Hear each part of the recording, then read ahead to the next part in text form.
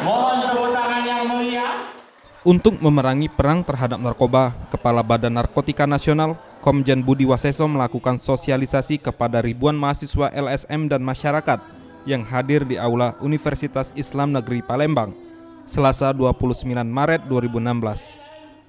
Dalam sambutannya, Budi Waseso yang biasa disapa Buas mengatakan, Indonesia saat ini berstatus darurat bahaya narkoba.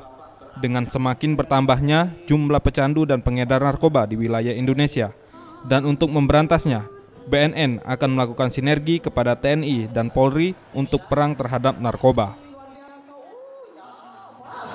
Ini penegakan hukum yang tegas dan keras. Oleh sebab itu, kita betul-betul melakukan ini dengan maksimal.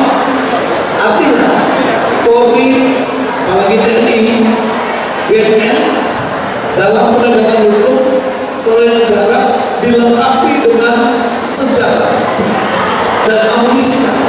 Itu untuk penegakan hukum, dan itu dilakukan bila mana memang diinginkan oleh pelaku kejahatan itu.